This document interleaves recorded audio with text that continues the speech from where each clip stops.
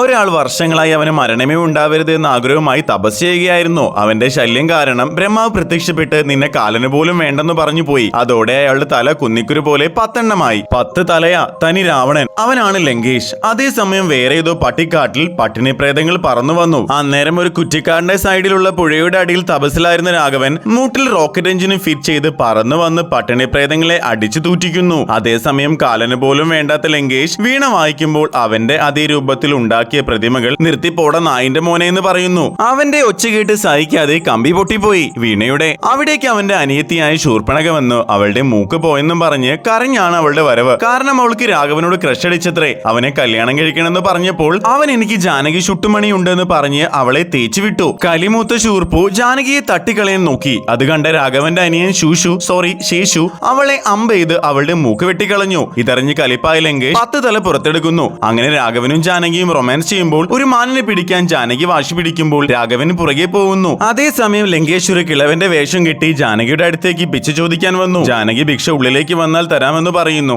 എന്നിട്ട് വേണം നിന്റെ കലിപ്പൻ എന്നോട് കലിപ്പ് കാട്ടാനെന്ന് പറഞ്ഞപ്പോൾ അവൾ പുറത്തേക്ക് പോയി. സേഫ് സോൺ കടന്നതോടെ ലങ്കേഷ് അവളെ മയക്കി അവന്റെ കാർട്ടൂൺ വേൾഡ് വവ്വാലിനെയും റിയൽ വേൾഡ് വവ്വാലിനെയും ക്രോസ് ബ്രീഡ് ഉണ്ടായ വവ്വാലിനെ പുറത്തിരുന്ന് നാടുവിടുന്നു. ലങ്കേഷ് ജാനുവിനെ കൂട്ടി ലങ്കയിലേക്ക് കൊണ്ടുപോയി. ലെവൻ തന്റെ ലവ് തുറന്നു പറഞ്ഞപ്പോൾ ജാനകി തുപ്പും തൂറിയെറിയുമെന്ന് പറയുന്നു. രാഘവനും അനിയനും പട്ടിക്കാട്ടിലെ ജാനകി അന്വേഷിച്ച് നടക്കുമ്പോഴാണ് ബജ്രംഗിനെ കാണുന്നത്. അവൻ രാഘവനെ കുരങ്ങന്മാരുടെയും കുരങ്ങുകളുടെയും സാമ്രാജ്യത്തിലേക്ക് കൊണ്ടുപോകുന്നു. അവിടെയുള്ള കുരങ്ങൻ രാഘവനെ സഹായിക്കാമെന്ന് പറഞ്ഞു. പക്ഷേ ടെമ്പിൾ റണ്ണിലെ അമ്പലത്തിൽ വെച്ച് മറ്റൊരു അഴുക്ക് കുരങ്ങനെ അടിച്ചു തൂറ്റിച്ചാലേ സഹായിക്കുമെന്ന് പറഞ്ഞു. രാഘവന്റെ അമ്പ് കുരങ്ങനെ തൂറ്റിച്ചു കൊന്നു. അതോടുകൂടി കുരങ്ങൻ അവനെ സഹായിക്കാൻ തീരുമാനിച്ചു. ബജ്രംഗ് ഒരു ദൂതനെ പോലെ ലങ്കേഷിന്റെ കണ്ണ് വെട്ടിച്ച് ലങ്കയിലെത്തി ജാനകിയെ കാണുന്നു. അന്നേരം ലങ്കേഷിന്റെ മകൻ വന്ന് ബജ്രംഗിയെ വലയിട്ട് പിടിക്കുന്നു. അപ്പോഴാണ് കക്കൂസ് ഇല്ലാത്ത ലങ്കയിൽ നിൽക്കില്ലെന്ന് പറഞ്ഞ് ജാനകിക്ക് വേണ്ടി കക്കൂസ് പണിക്കുകയായിരുന്ന ലങ്കേഷ് അവിടേക്കാണ് വലയിട്ട് പിടിച്ച് ബജ്രംഗിയെ കൊണ്ടുവന്നത്. എന്നിട്ട് പൂത്തിരി കത്തിക്കുന്ന പോലെ ബജ്രംഗിയുടെ വാലിൽ തീ കൊളുത്തി. കത്തിച്ചത് പൂത്തിരിയാണെങ്കിലും ബജ്രംഗി വാണം വിട്ട പോലെ പറന്ന് ലങ്ക മുഴുവൻ ചുട്ടഴിക്കുന്നു. എന്നിട്ട് നാട് വിട്ട് പോകാമെന്ന് ജാനകിയോട് പറഞ്ഞപ്പോൾ